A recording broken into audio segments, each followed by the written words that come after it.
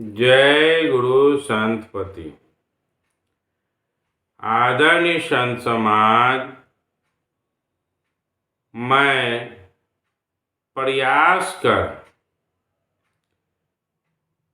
शिव नारायण स्वामी और उसके ग्रंथों के ज्ञान को आप लोगों के बीच देने का प्रयास किया है।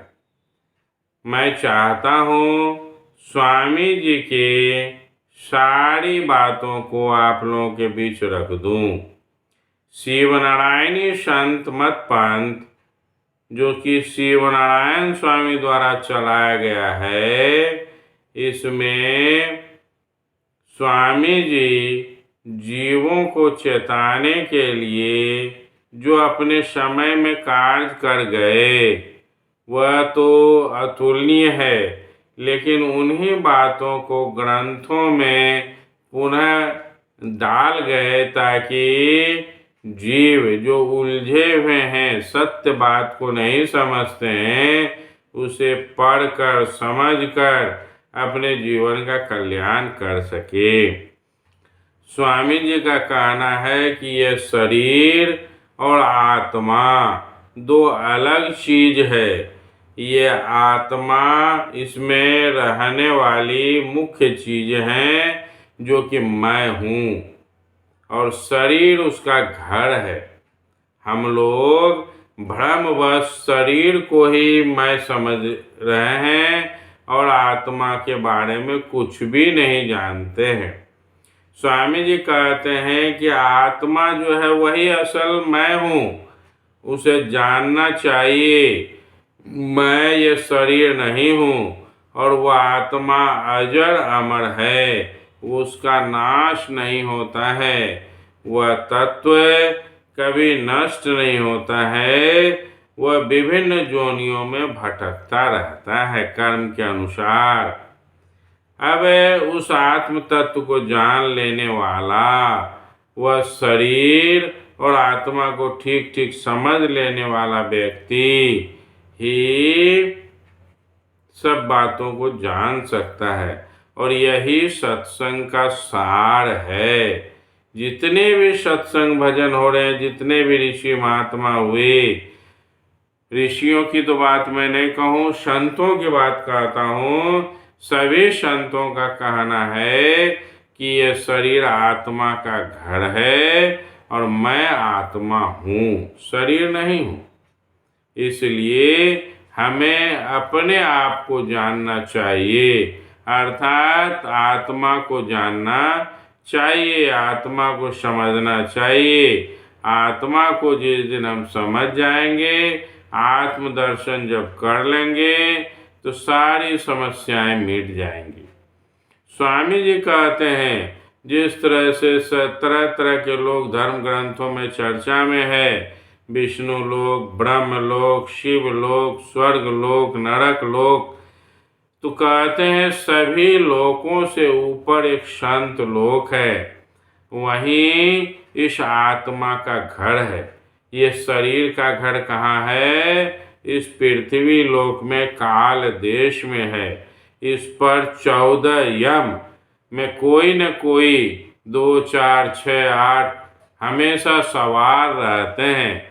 यह यम हमें भटकाते रहते हैं, जिसके कारण हम अपने आप को पहचान नहीं पाते हैं, देख नहीं पाते हैं, समझ नहीं पाते हैं, उसकी फुर्सत ही नहीं देता है यह यम।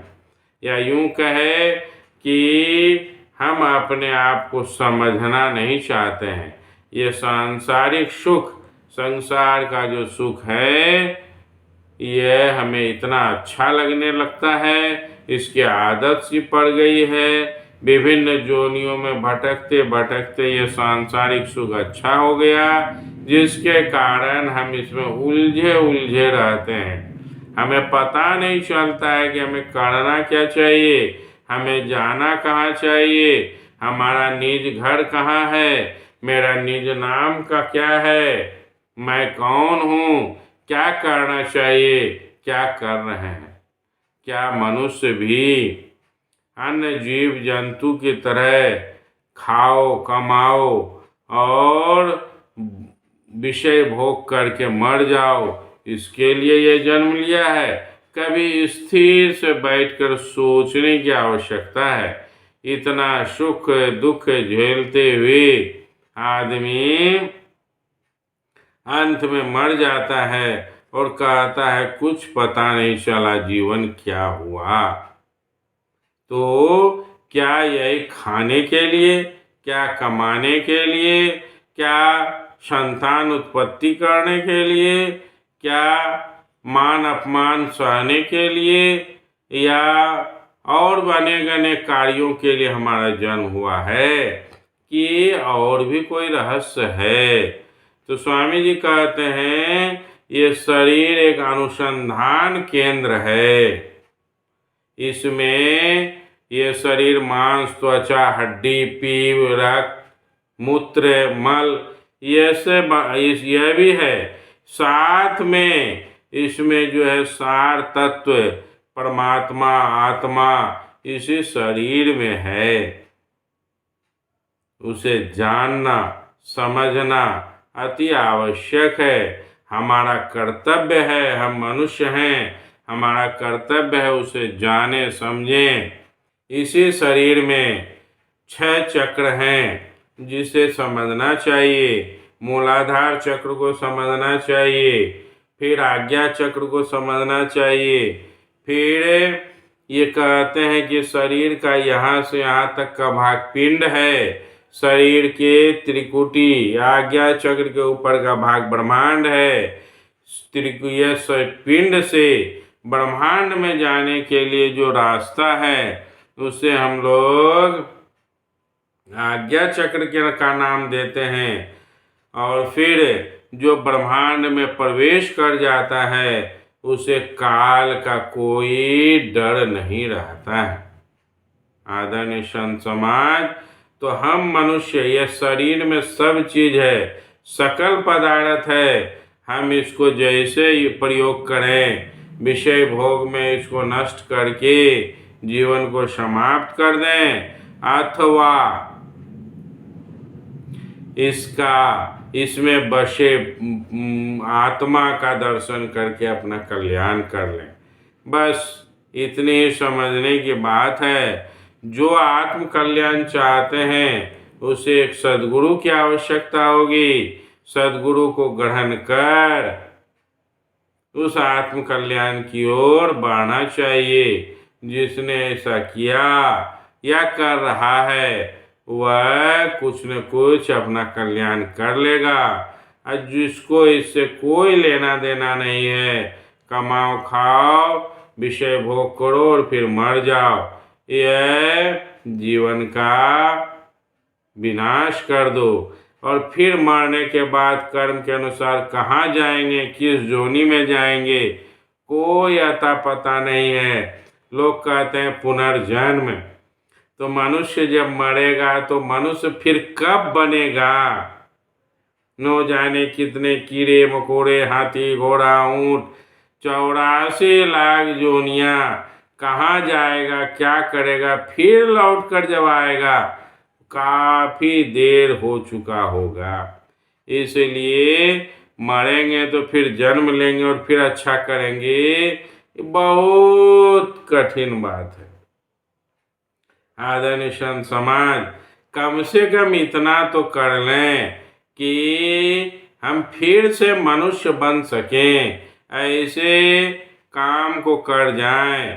कम से कम मनुष्य से फिर मनुष्य बन सकें, इतना भी अगर हो जाता है तो फिर आगे जीवन में स्वतः सद्गुरु अपने आप मिल जाएंगे।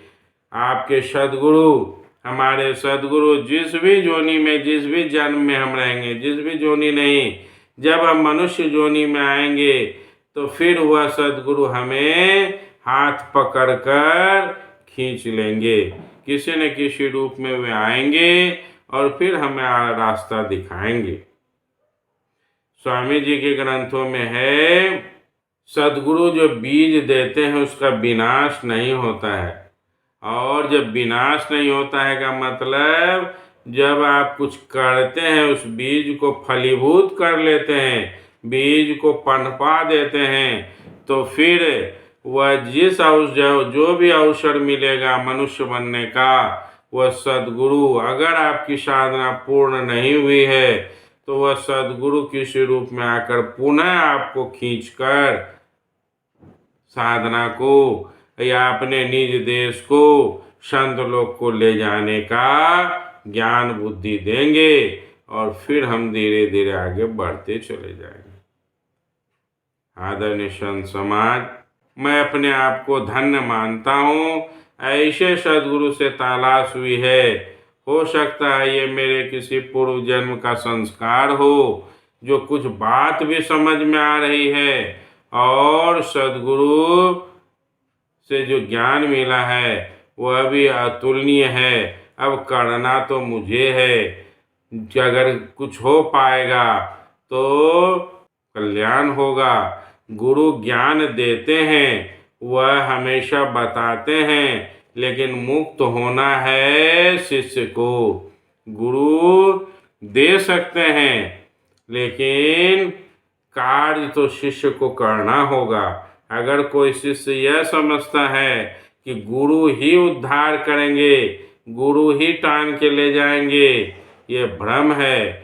गुरु दीक्षा दिए, शिक्षा दिए, कहे बेटा इस रास्ते पर चलो, जो चलेगा वो पहुँचेगा, जो नहीं चलेगा इस मझधार में डूबा रहेगा। इसमें गुरु का कोई दोष नहीं है।